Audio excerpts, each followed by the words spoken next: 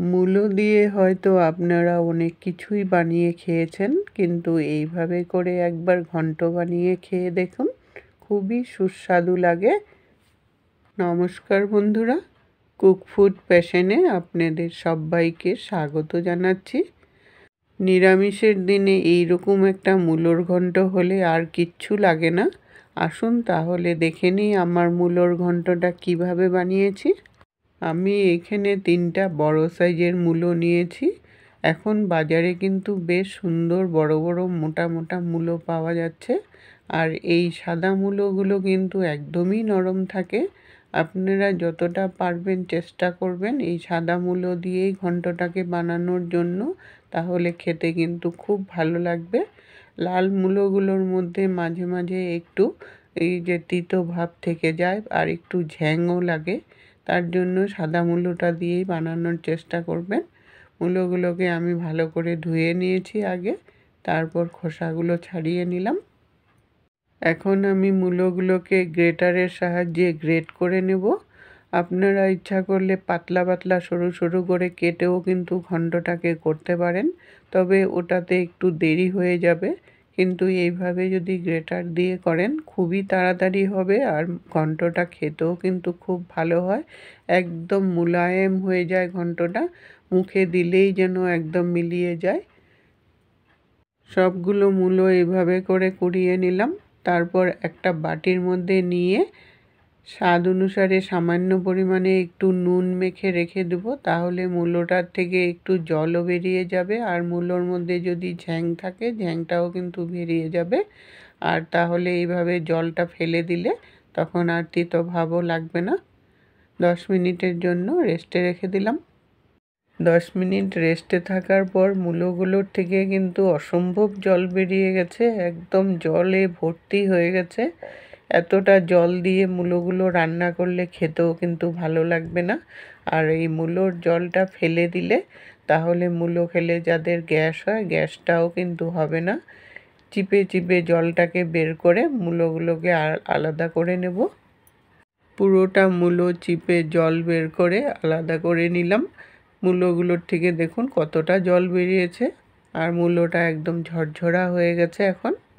এখন ঘন্টটা রান্না করব। কড়াই বসিয়ে 4 চামচ রিফাইন্ড অয়েল দিয়ে দিলাম। আপনারা ইচ্ছা করলে সরষের তেলেও বানাতে পারেন। তেলটাকে গরম করে নিয়ে 2টো শুকনো লঙ্কা ফোড়নে দিয়ে দিলাম। শুকনো লঙ্কাটা একটু ভাজা করে নিব যতক্ষণ না ফ্লেভার চলে আসে।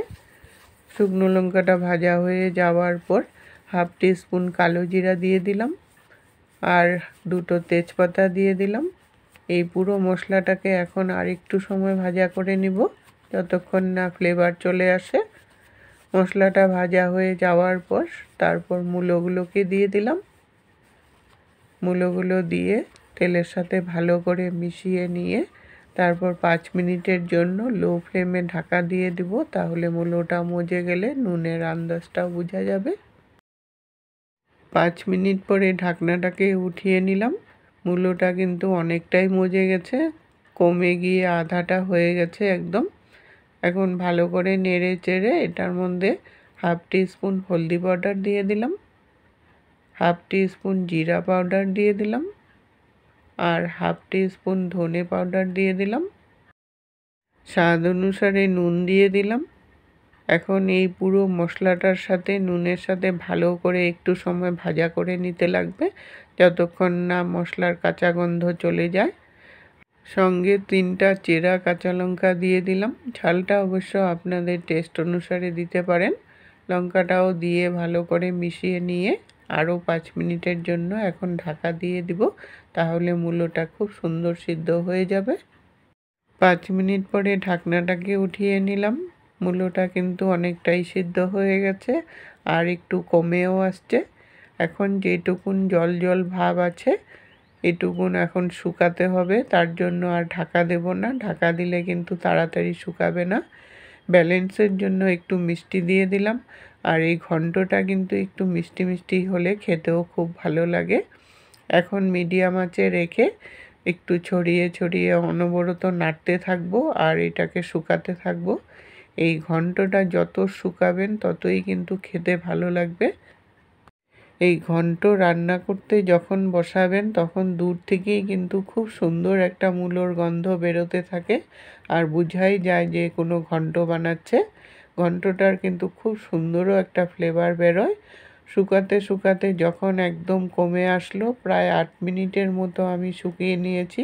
শুকাতে শুকাতে অনেকটাই কমে গেছে।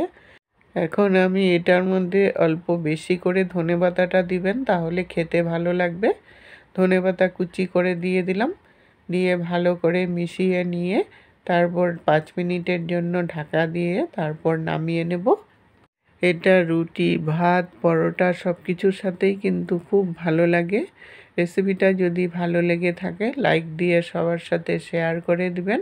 এতক্ষণ সঙ্গে থাকার জন্য অসংখ্য ধন্যবাদ বন্ধুরা। আবার দেখা হবে নতুন রেসিপির সাথে। সুস্থ থাকুন, ভালো থাকুন।